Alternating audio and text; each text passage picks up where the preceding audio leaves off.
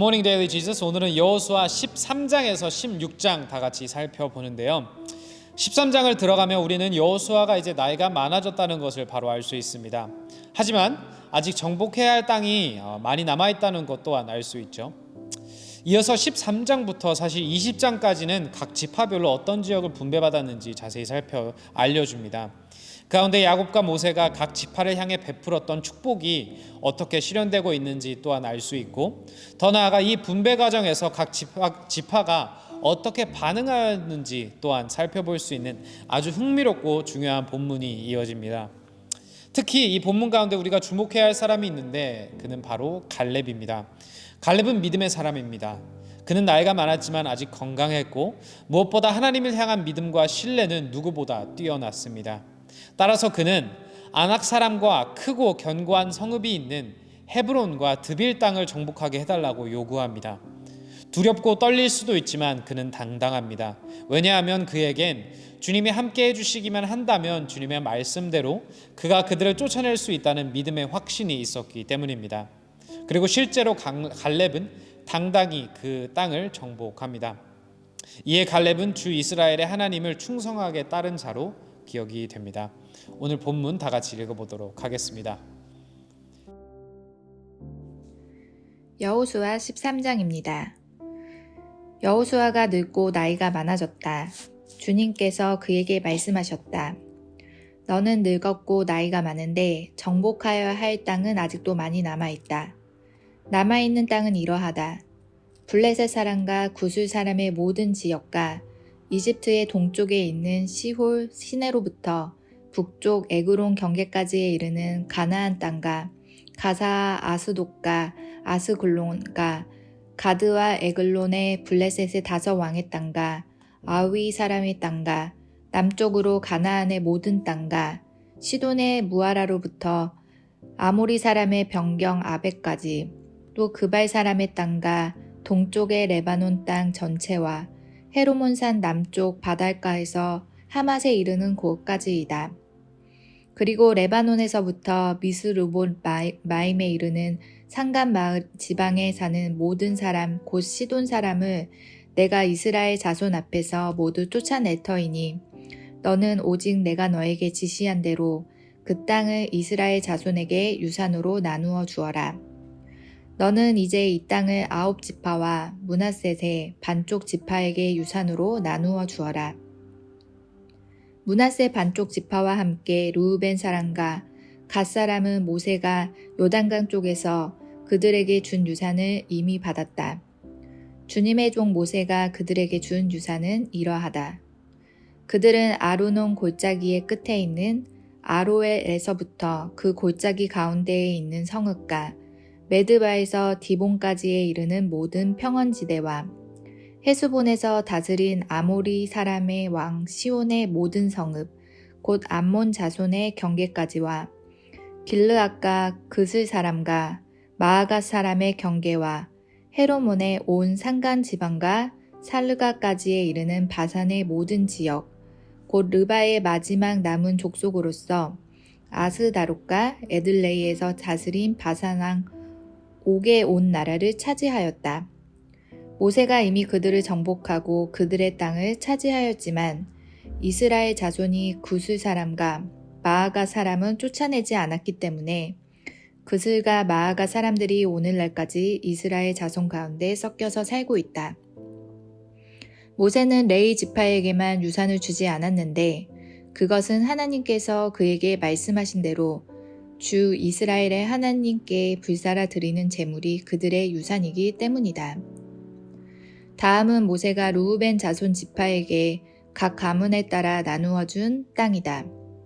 그들의 지역은 아르논 골짜기의 끝에 있는 아로엘에서부터 그 골짜기 가운데에 있는 성읍과 메드바에 있는 모든 평원지대와 헤스본과 그 평원지대에 있는 모든 성읍 곧 디본과 바못 바알과 벳 바알 무온과 야하스아 그데몬과 메바앗과 기랴다임과 신마와 골짜기의 언덕 위에 있는 세레사알과 벳부울과 비스가 기스가 벳여시목과 평지의 모든 성읍과 헤스몬에서 다스리던 아모리 사람의 왕 시온이 다스리던 모든 왕국이다.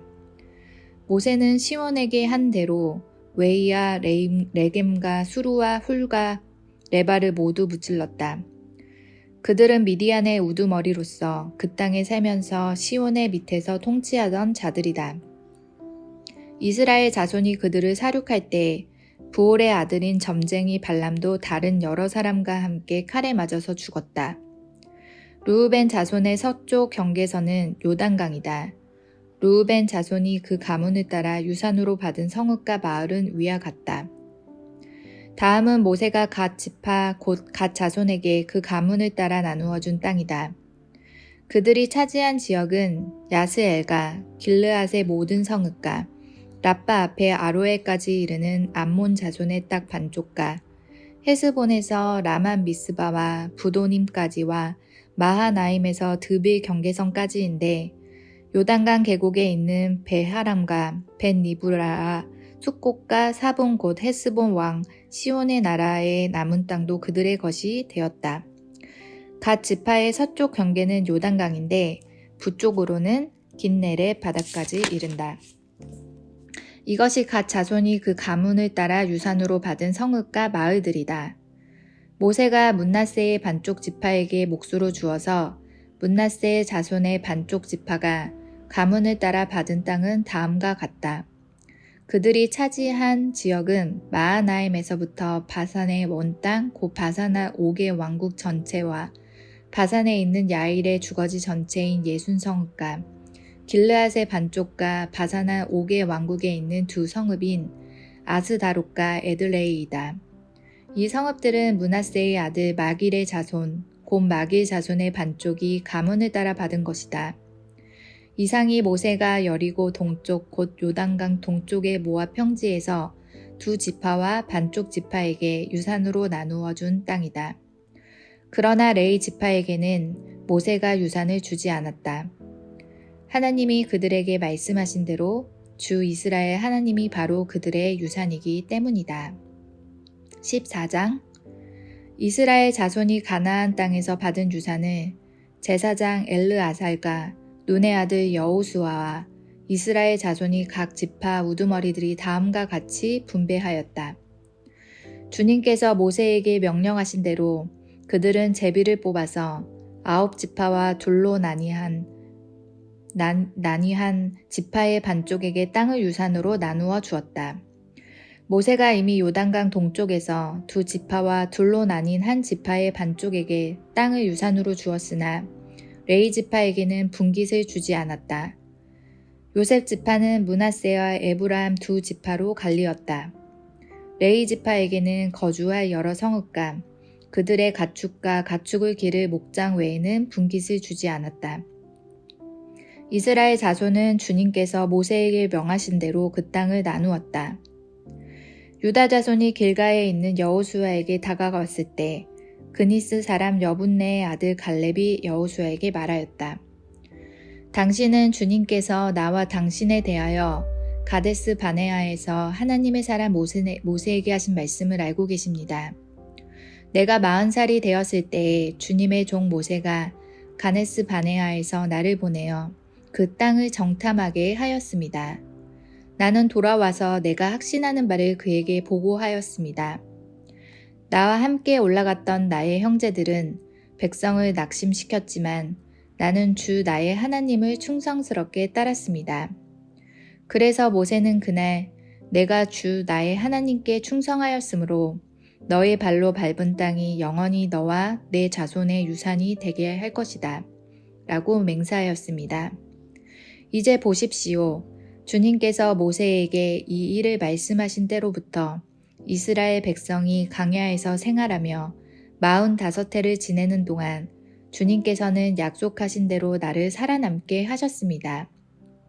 보십시오. 이제 나는 85살이 되었습니다.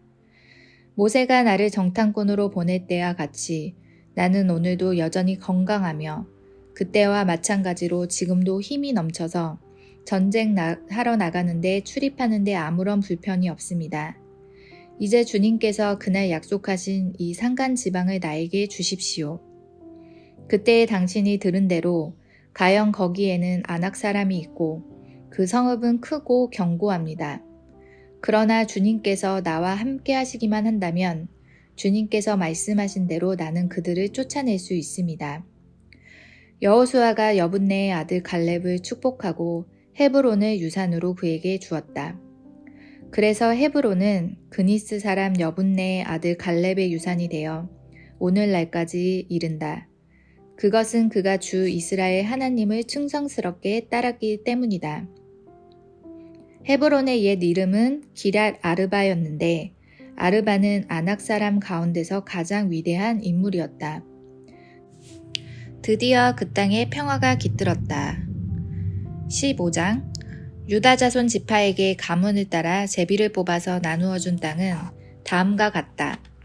유다 지파가 차지한 땅은 남쪽으로는 에돔의 경계선과 만나는 지역, 곧 남쪽 맨 끝에 있는 신강야에까지 이른다.